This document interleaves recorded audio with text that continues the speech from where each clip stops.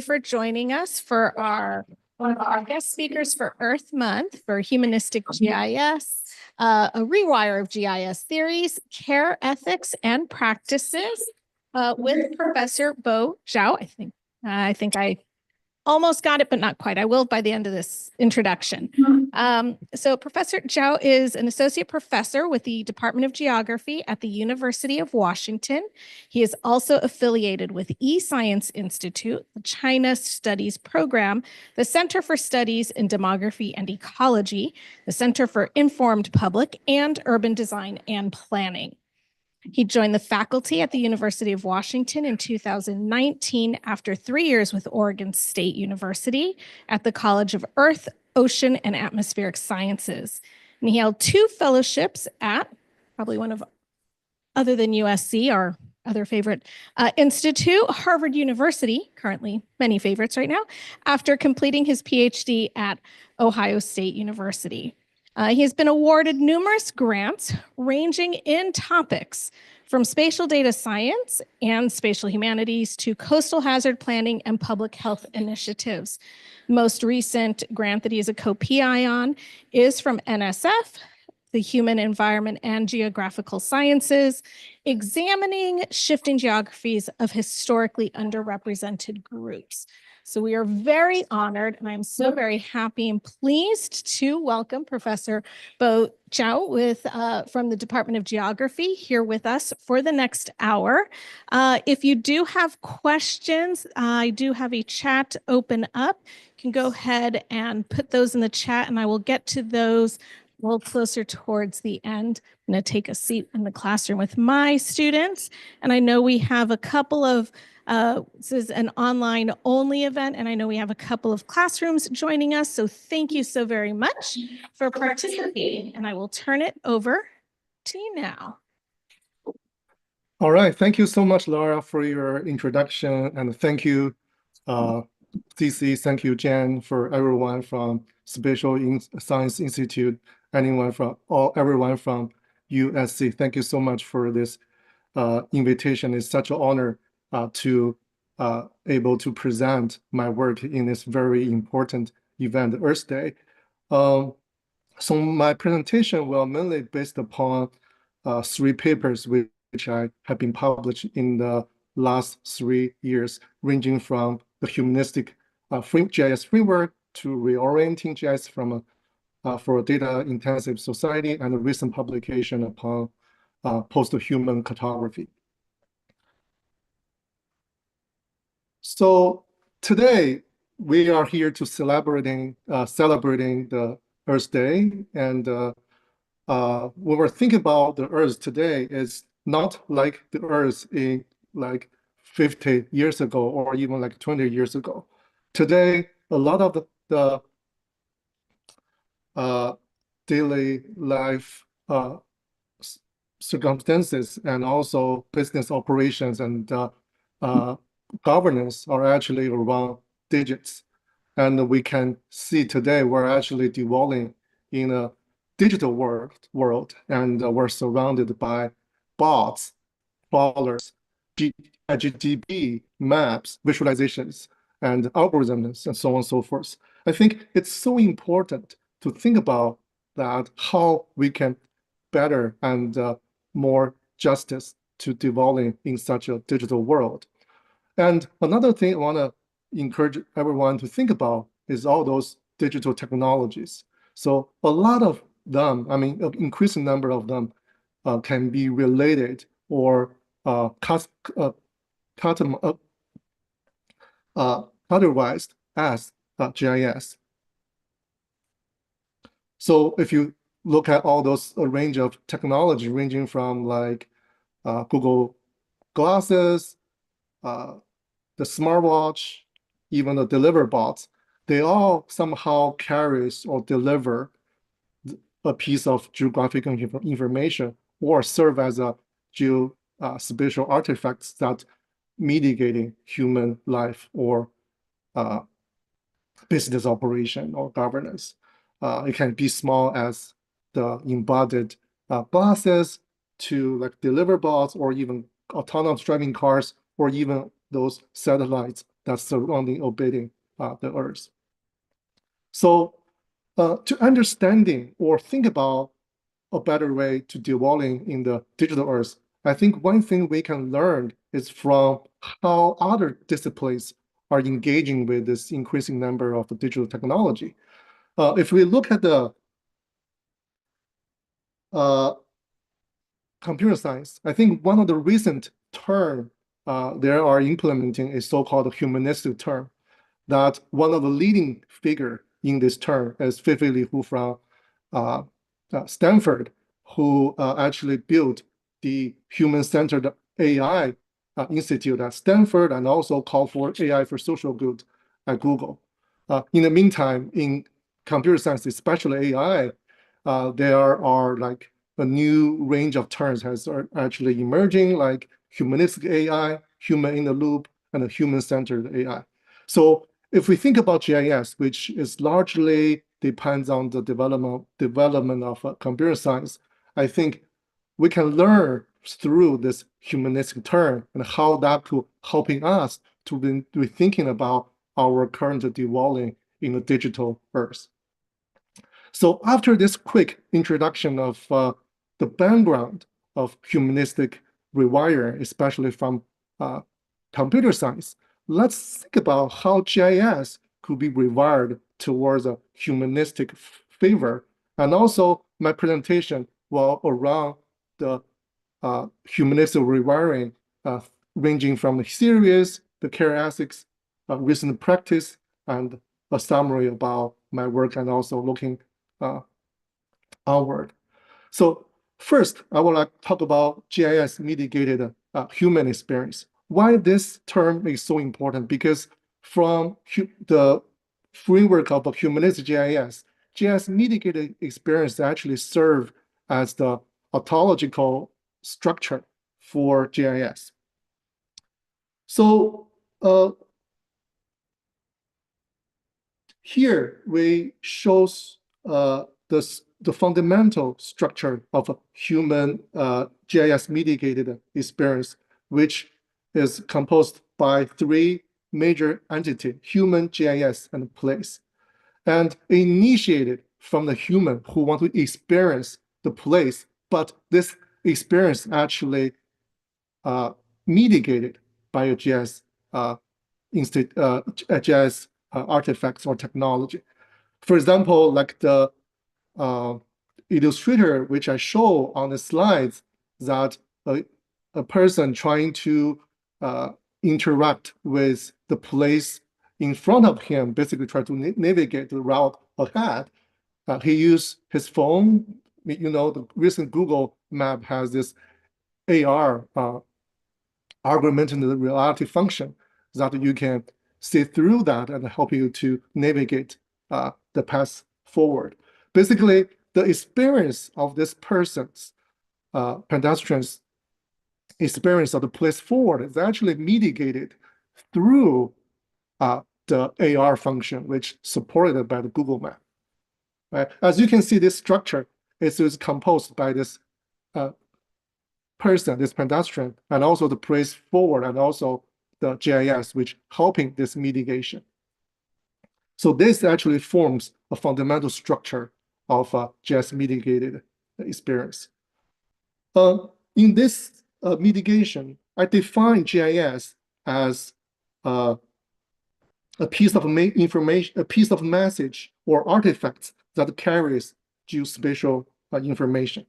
Some of you might think my definition of GIS is a little bit broad, but I argue that because in the past, GIS has aggregated and also collect a lot of academic wisdom around geographic information, but it was historically focused on very small domain of geographic information. For example, if you think about GIS, we mostly refer to like ARC or Q, but today, if you think about location-based services, like I said, the smartwatch, the delivery bot, and even Pokemon Go and satellite imagery, they all embed geographic information, right? They all somehow interact with you about the representations of the world. So in that sense, I think it's important to think a broader concept of GIS. Because of that, we can actually apply all those aggregated or collection of geographical thoughts around GIS and to helping us to better understanding how we can devolve on the digital world. Another thing I want to highlight here is that some of you might argue that, okay, the smartwatch is just a watch, it's not a GIS. Yes, you are right, but partially. Why? Because the watch is a watch when you watch, when you are trying to retrieving the temporal information from it, right? But if they real-timely using GPS to locate where you are, and then you see the map, you trying to interact with the watch through the geographic information, for example, like the map, then it is a GIS. So basically, the GIS is momentarily built based upon the user's experience with it. So basically, when we're defining GIS, it's not defining GIS as its permanent form. It's defined by its momentary interaction.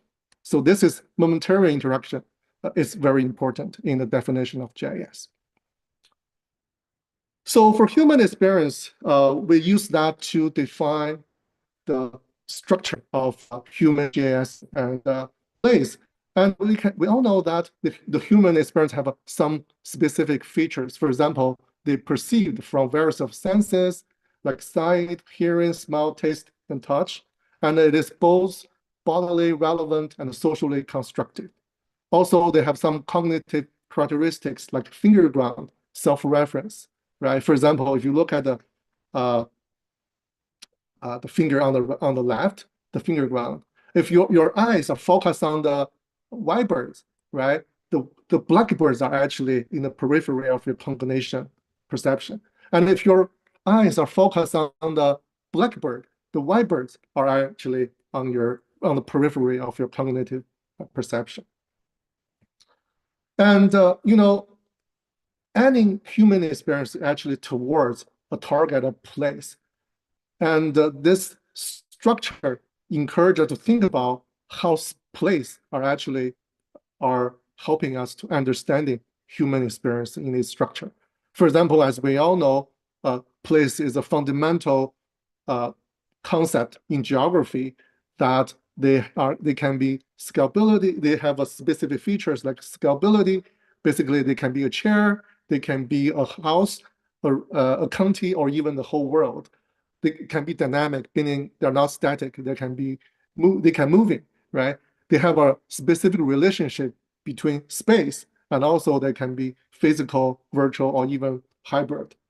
Here is another paper I published a few years ago to talk about how place can be constructed on blockchain. And this is using an example of the COVID whistleblower in China called Wen Liangli as example. And secondly, because of this structure of a human GIS place, let me talk about how this can helping us to rethinking about the categories of GIS. So this formula denoted a baseline for the GIS mitigated experience. As GIS approach the human, it will become a part of the human body. As it approaches to the place, GIS will become a part of the situated environment, creating a digital environment or a smart city. As shown, the position of GIS in the formula can imply the nature and function of the GIS. By examining the different positions between human and place, I can find there are 4 primary types of GIS, which are ranging from embodiment GIS, hermeneutic GIS, autonomous, and background GIS. Now let's talk about their functions and the social implications one by one. So for embodiment GIS, it is united, the GIS is united with its user. As shown in the formula, GIS and its user are in a pair of parentheses, indicating these two entities are organically united. The GIS extended the user's capacity without the user's awareness of it. The arrow actually indicating how the symbiosis interacts with the perceived place. Here, for example, the Google Glass actually is a embodiment GIS. For example, when the cycler are wearing it and see the front view, and then this Google Glass can bring a map in front of that. Your experience in the front view actually augmented by the map. The second type is hermeneutic GIS. This type of GIS acts as a representation of the depicted place and allow its reader to perceive the place through it. As shown in the formula, the parentheses denote the representing and the represented relationships, while the arrow indicates that the reader not only perceive the depicted place rather than the real one. It must be noted that maps and geovisualizations like virtual globe, atlas, online maps are hermeneutic by nature. Similar to the visual representation, an auditory map that informs visually impaired individuals of their place names and routes ahead is also a hermeneutic GIS due to the acoustic representation of the place. The third type is the autonomous GIS. This type of GIS is regarded as either an independent agent or a place. As shown in the formula, the slash symbol represents the dual role of GIS. Autonomous GIS is a quasi-other in that humans interact with it while it simultaneously establishes itself as a place. For example, here I use an example of robot vacuum as example that they carries LiDAR real-time collecting geospatial information of the room. And also when you interact with the vacuum, you can sometimes confuse about their intelligence, right? It's similar to human intelligence because when you step in front of that, they can just think for a little bit and then reroute their way ahead, right? Similar as the drone, that when you stand in front of the drone will just fly in a distance towards you, right? So just like a human being, right? So in this sense, I want to highlight that in the regarding the autonomous GIS, people usually have a solution that this kind of GIS is similar, has the similar intelligence as a human, especially if you look at examples. So these examples I show on the left figure is mainly some hardwares. But if you look at some recent development like ChatGPT or so-called AI agent, right? They can also mimic human behaviors, operating or retrieving information and provide you reports or any kind of results we're thinking about. So there also can be considered as autonomous GIS. As far as I know, a few scholars in the GIS community also proposed the idea of autonomous GIS based upon large language models and how that can help researchers and people to processing geospatial data. I think they can all be considered as a type of autonomous GIS, which I propose here. The last piece is the background GIS. Background GIS become a part of the place and is not apparent to its user. When the background GIS is running, the user is influenced by it, but barely notice it.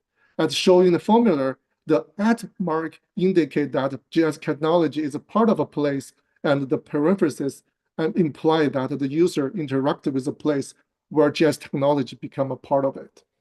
Here, I use an example of smart city. One major component of smart city is the smart transportation system.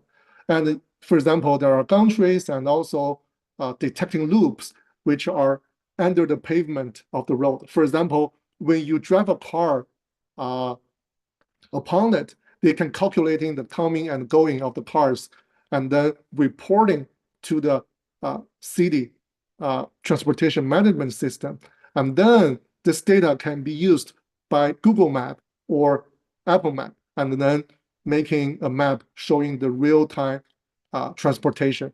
And then this data will feed back to the dashboard of your car, right? Basically, you didn't aware you drive on top of the pavement, which have the detecting loop. However, the information collected are actually influence your decision of driving. For example, if there is a traffic jam, you probably will choose another route, right? Those kind of things. Okay, here is a quick recap of this 4 type of GIS, ranging from embodiment, hermeneutic, autonomous, and background. As you can see, the type of GIS is actually depends on the relative proximity of GIS towards human and place. When it's close to human, it's an embodiment, but when it is close to the place, they become a background. I also list a couple of examples of this technology and also indicating their social implications, at least a part of them. For example, like embodiment GIS, they can embody augmented experience. And for background GIS, they can enrich the interactions between being and place. However, let's pause here for a little bit. That those implications of GIS here are listed over here as an amplification figure, basically, which are easily observed, right? If you think about the finger ground characteristic, people can easily attracted by these fingers, but those ground are actually in the background or in the periphery. People are sometimes really hard to notice. So here, I think those things I listed here is mainly those fingers, but what are the grounds? What are the reduced impact are people not barely notice? So here, I will follow up with a discussion of other implications in addition to the ones I just mentioned. I'll also follow the type of GIS, give you a deeper interpretation. For example, the embodiment GIS, right? As we know, the Meta actually promoting their metaverse for a couple of years. And one major enter device is this VR goggle. I don't know whether you have the experience of using it or not. Sometimes for me or a lot of people, if you wear it for like more than 10 minutes, you'll feel very uncomfortable. This is because this is because what we call the motion sickness. And based on the research, we found that female wearers are actually have a greater risk of being affected by motion sickness when playing these VR goggles or entering the so-called metaverse. So here, I want each of you to think about a question I just proposed in these slides. Are we ready for the metaverse? Especially if we consider metaverse is a new space that is equally designed for everyone, right? Are they ready for all genders? And the second type of the GIS is autonomous GIS. One thing we all know that the drone, right? They can, using the drone, easily make a 3D model compared with several years ago without a drone. You have to perhaps spend like several days to make the model by a 3D modeler. So basically, this actually brings a very important consideration of the job displacement. Those well-trained 3D modeler, they have to switch jobs to other latest opportunities. This is just an example of the drones, but don't mention about like ChatGPT, right? How this new technology actually influence the job market and also initiate a different type of job displacement. The third type is background GIS. So as we know, the concept of digital panopticon, which brought up by the background GIS or smart city, especially with the addition of AI system, right? I don't know whether any of you read this article before, the smart city, which actually embedded with the AI identification system and combined with national identification record, they can easily identify who you are within a second, right? And another consideration of this background GIS or smart city is the buggy system. So basically, this is another paper I wrote about the digital geographies of bugs. Those bugs are not only in the algorithm, but also relevant to the territory and also people's daily life and social justice and inequities. So if you're interested in that, you can follow this paper. I put the Humanistic GIS to the end because this is actually one part of my research, mainstream of my research in the past 10 years, the fake geographical information. And as a GIS scientist, I know most of you have read this book, classic book called How to Live with Maps. This book shares with you different ways maps can tell in lies. However, because this book's mainly focus on maps, it doesn't talk about some of the recent location-based service or how AI can generate lines. So part of my research in the past 2 years is upon the idea of deep fake geography, basically trying to reflect upon the social implication of AI-generated maps or other geospatial data. For example, the 3 major associations in geography in North America has reported my research on deepfake geography. And one major issue, I think you all know, you can imagine that how deepfake geography can be a pressing national security concern, but also relevant to personal privacy. Another thing I heard from one of my colleagues is that the concern of using deepfake satellites or other glacial information to trick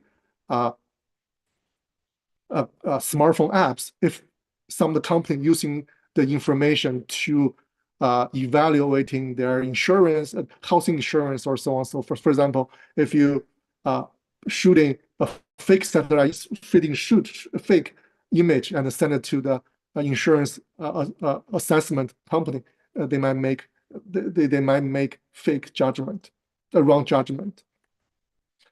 A part of my research is trying to testing how those AI can make fake satellite imagery. For example, these are 6 tiles of satellite imagery of different scale and different type of a service ranging from Google Earth and the Sentinel, which is a satellite shooted by EU and also Landsat.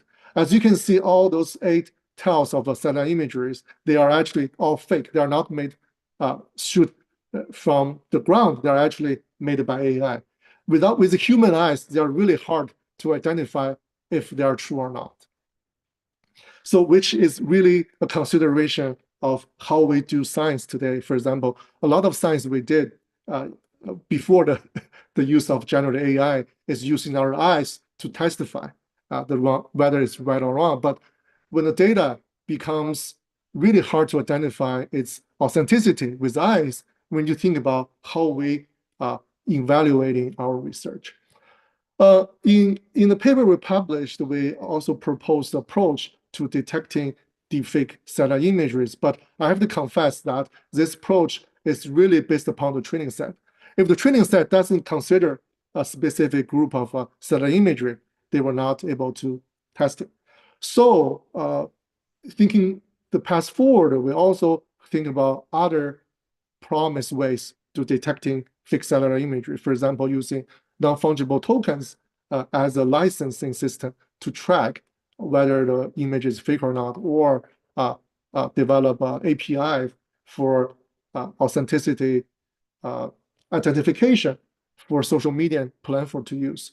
Also, another thing we're thinking about is a public-facing platform for fact-checking, right? Which inviting people and experts to detecting detecting whether image is fake or not, and then to communicate the results with the public. Okay, I think that's some of the main theories I try to share with you upon the ontology of GIS, which is upon the structure of GIS mitigated human experience. And also I introduced the 4 types of GIS and then share with the finger ground structure of the implication of GIS. Now let's talk about the ethics. As we all know, ethics are dealing with the social norms, or what we are doing is right or wrong with the technology we use.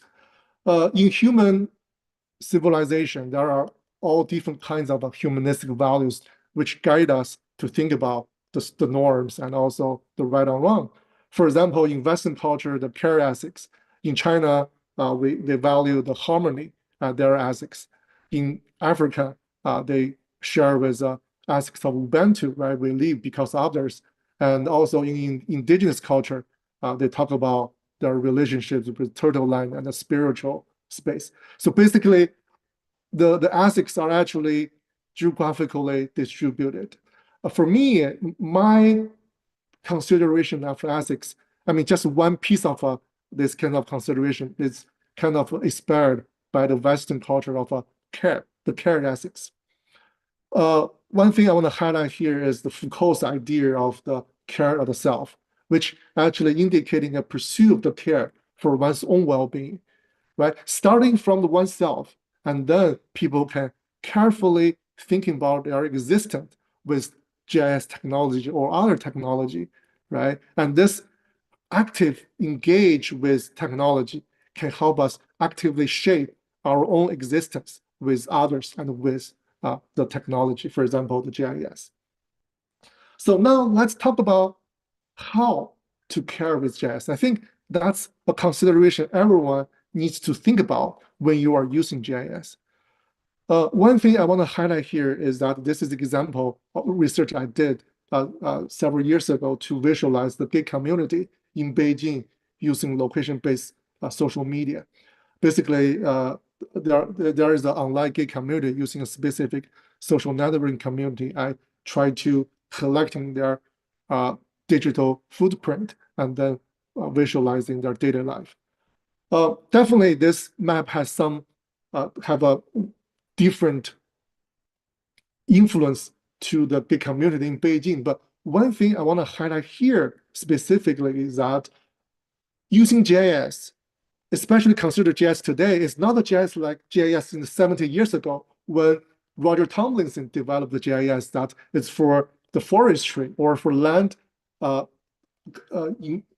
land management, right? It's for individual people, right? Especially the GIS is not only for authority, for government, right? So when we're thinking about the ethics of care, I think care for those in authority or with power is definitely necessary. But GIS should also care for those who are disadvantaged or historically oppressed. I think this is actually one of the major motivations we did this research. Along this line, I have also did a few different research. For example, how GIS geographic information can be used to help street child beggars in China, and also look at how TikTok are promoting, whether they promote a healthier aging paradigm or not on TikTok. Basically, it's a virtual space, right? Another research I want to talk a little bit more or with you guys is a recent research we published on the annals. I hope this research will help you guys to think about how to better using GIS to care with others. Let me show you a little bit more context. At the beginning of COVID, especially after the murder of George Floyd, a lot of those tech companies, they start thinking about how we can better support Black communities. One major approach they use is trying to labeling the Black-owned business, their ownership. For example, like this slide, it shows that a restaurant, they label as a Black-owned. As you can see, the intention behind is trying to help, right, the Black-owned restaurant to increasing their visitation or increasing their revenue, right? And I think this is definitely relevant to our ethics of GIS professionals because right? I think this data, when they have a black wall label, they also associated with the location of the restaurants. So this is what I call racialization of location information, right? So the company or GIS scientists proposed the idea to labeling a restaurant with black wall with a really goodwill to helping black owned restaurants or the black community. Does it really help? Does the goodwill really help black owned restaurant or their community?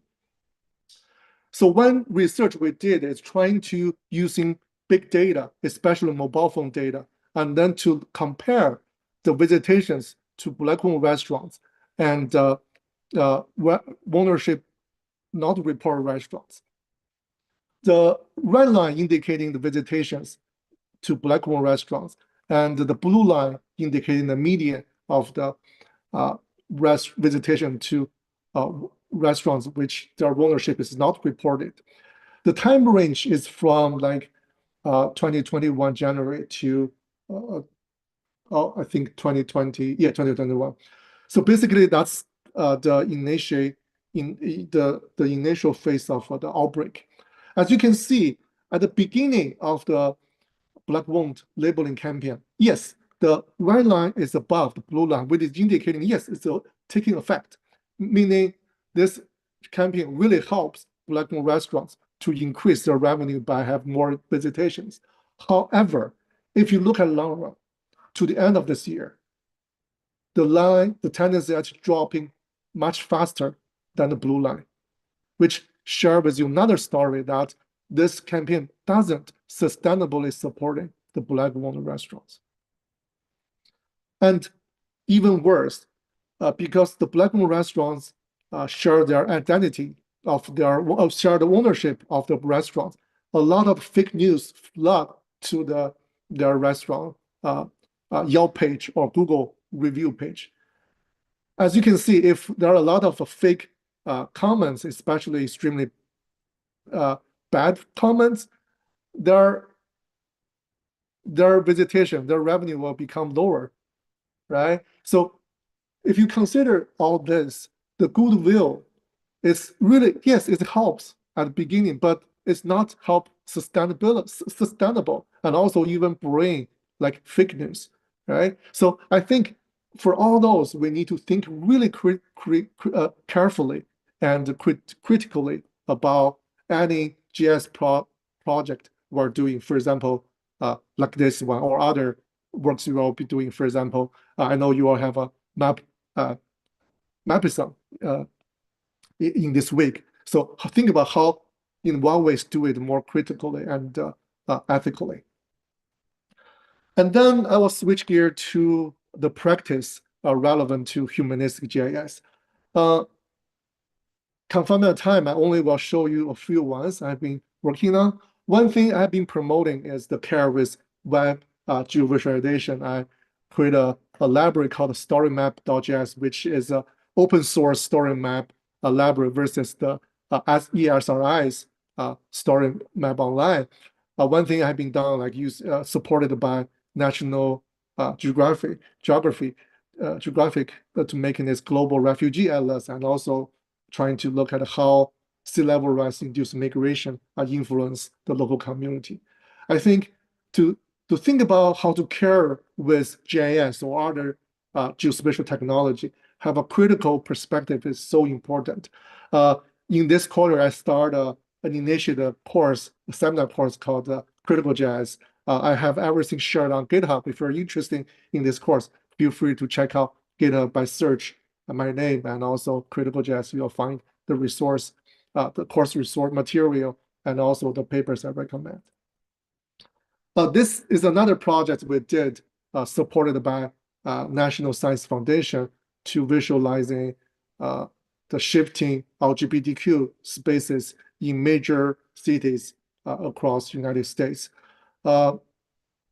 We use a lot of 3D visualization to track the life trajectory of specific venue. Because for LGBTQ venues like bars or bookstores or restaurants, in the history, they're not only in one place. They might be moved or stop operation for a couple of years, and then we and continue resume their business in a later year, or their business location might be changed. So to visualize this business changing variation over the years, we're using 3D visualization that we can see on the left side of the map. We track the life trajectories. As you can see, this specific fantasy unlimited, they're actually in different locations, right? So by doing this GIS project, we pay very close attention to the privacy of the people who share their memory about LGBTQ spaces. For example, we're using a unique pass-free system that's only shared by mouse, and then people can enter this system and then contribute. I know there is a different opinion about whether or not to openly share the LGBTQ space online. Even now, there are a lot of controversial voice. But the one thing I want to highlight here is the argument one of the PI, Michael Brown, has mentioned. He said, well, there will always be some risk involved in the on-cloud setting project like this one. The larger point of this project is to correct the harm of the cloud setting of LGBT space and the lack of historical memory in our community. I think this statement is very powerful because it's trying to emphasize the importance to correct the wrong history and also the lack of historical memory using GIS. So I think which bring our project very significant in GIS and also in LGBTQ spaces project. Another project I want to share with you, a recent project we did, especially with Seattle communities. This project was named as Archiving the Trop. For some of you know that protest 2 years ago in Seattle, in the Capitol Hill, there is organized protest trying to make the claim, ask the police to defund them, the government to defund the police, and also to make serious consideration of their treatment to the Black community. I know this is a very controversial event, even in Seattle, that a few people actually died in the space. But the one thing I want to highlight here is that by doing this project, one background information I haven't shared is that actually, but this project was done because one protest who participant in this job actually flew his drone and then collect this drone image, very clear drone image, which of those protests.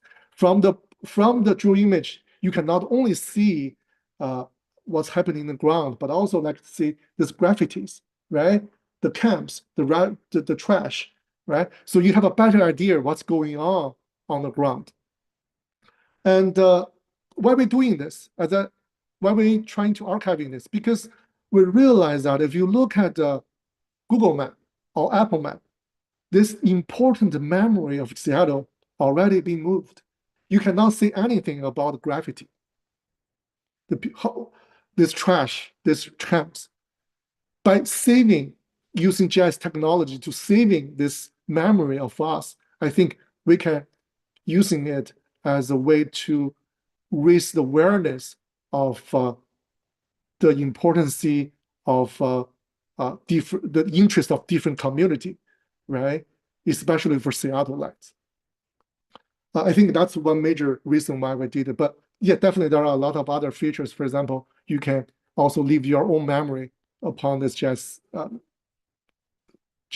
platform. Confirmed by the time, I will move on, but if you're interested, we can talk about it in the Q&A session, or you can visit it after this presentation. So at the very end, I want to summarize and talk about some of the future thoughts upon my Humanistic GIS framework. So for the Humanistic GIS framework, I think it is a really important initiation, theoretical initiation that can help us to rethinking about our dwelling on the digital Earth, especially think about the increasing number of technology that can be categorized as GIS, but we don't have appropriate theoretical framework to dealing with. I think Humanistic GIS actually provide an initiation to think about this digital dwelling issue, and also how to conceptualize different type of new emerging GIS technology. But if you think about the approach we use, we only use human experience, but how about like animal experience or artificial experience if they have? So I think that's one thing we have been discussed in our post-human cartography paper. So if you're interested in that, you can look into it. All right, I have to stop here. Thank you everyone for your attention and listening. And I also want to give my gratitude to all the collaborators and students who helped me to thinking and framing this humanistic GIS framework. Thank you so much.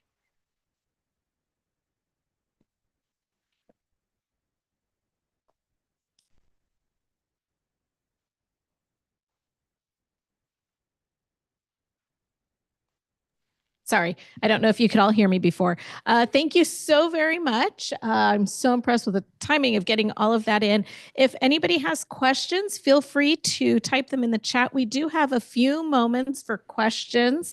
I'm so very impressed. I appreciate everything that you were sharing, especially as related to how GIS can and should care for those that are historically oppressed or disadvantaged, and also how we critically think about and our ethical practice of utilizing GIS. I think that as many of us, try and impart some of that to the future practitioners that are online in the room, wherever you might be, really engaging with that critical thought and how it is applied in the future.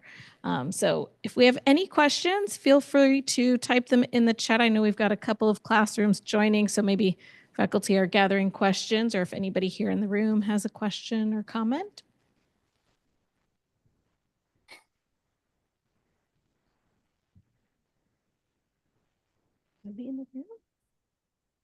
I'll give folks a chance. We have quite a few online participants. I'll give everybody a chance. Gather your thoughts. Oh, thank you very much. That was a wonderful talk. Thank you, Jen. It goes very well with our theme, like Earth Month theme. Yeah. All right. Yeah. I will start off the questions then. Sure. I am highly intrigued because we do. This is a human security class, human disaster management class that I'm in front of right now. And we obviously promote the use of satellite imagery. And so the deep fake satellite imagery is very intriguing to me. Could you maybe talk a little bit more? I could not tell. I will admit, I could not tell that those 8 images that you put up were deep fakes. What is the everyday person, and we're not even everyday people here, but what would the everyday person, how do we even begin to try to evaluate of whether or not satellite imagery is a deep fake or not? That's a really great question. I realize we as a person become more and more vulnerable to detecting those deepfake satellite imagery because, like I said, those satellite images is really hard to detect whether they are true or not purely based on human eyes. Yes, we can using some like analyze or tools to helping us to detect. For example, I propose using machine learning or using like licensing system, but it's not always available for detecting that. In other words, I think it's important for us to develop a new attitude towards this new technology or historically being used technology. What is the attitude? I think it's very important to be very humble to the technology we use, because they have been changed so fast, especially with the extension of AI. And in the meantime, but being humble is trying to say we have limits, right? We humans have limits, and think about those limits while we're using the technology to identify those trustworthy, the authenticity of the data. But in the meantime, I think, like Xiaowen, we have another conversation. I think being humble is important, but also we need to be bold. We need to think also very critically, and also very also encourage ourselves to develop a new technology to go against the distribution of deepfake in our society. That's also possible. I think well, at the end of the day, it has to be an arm race between the fake and anti-fake, right? There will be always new technology help us to detect them. Yeah. So in other words, being humble, but also being bold. All right, thank you. A good good recommendation combination here. We do have a question online. Thanks, Professor Zhao, for the inspiring speech. How do you think we can integrate this thought into our daily geography-related research, especially, very good question here, especially during the selection of data and a wise choice of variables? It's a very good question. Yeah, that's a really, really good question. And I want to go back to the ontology of Humanistic GIS, which is the experience, GIS mitigated experience. So when I say the experience, it's not the experience of a collection of people. It's an experience of an individual, which means don't cover or over don't when we are looking at a data collection or selecting variables, do not forget you are actually working with individuals rather than a group of people. Which means, for example, if you think about variable, you are working with a person. But who is a person? Is a female or male? It is people like me who is migrating from China or just who living in us for a long time. So I think this difference is so important when you consider the data collection and consider the variables, especially think about the build-up of AI. So AI is driven by selection of a training set, right? If we only training the data from a specific group, but forgot another group, that will make the results of the AI doesn't work, right? So think about, I think this question is so important when it's in a lot of situations, but especially for AI, like how the selection of data can influence the results. It's definitely needs consideration. Yeah. Thank you. We have one more question here. We do have time. This is coming from one of our GE classes.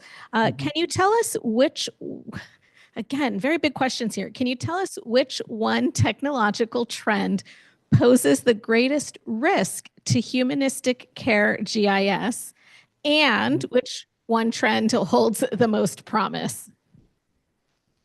We don't ask easy questions. Yeah, this is a really great question. It brings to me to the 60s or 50s in the last century when the nuclear technology was invited.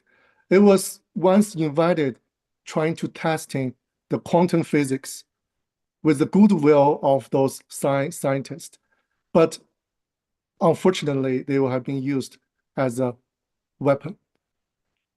So go back to Robert's question. I guess it's really hard to see one specific type of technology which how they have the greater risk or have the greater promise.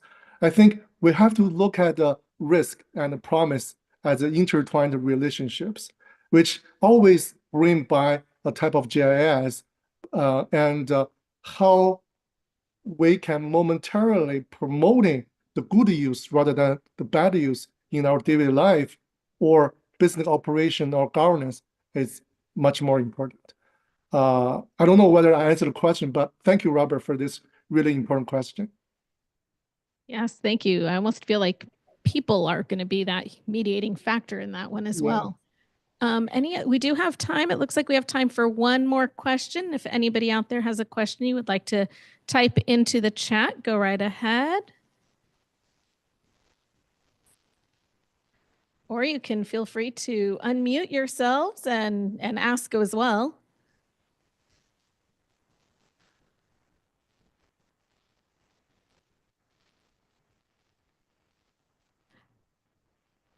Okay, I think then we may have actually fit it straight into the, right into the amount of time here, which is an achievement in and of itself for us.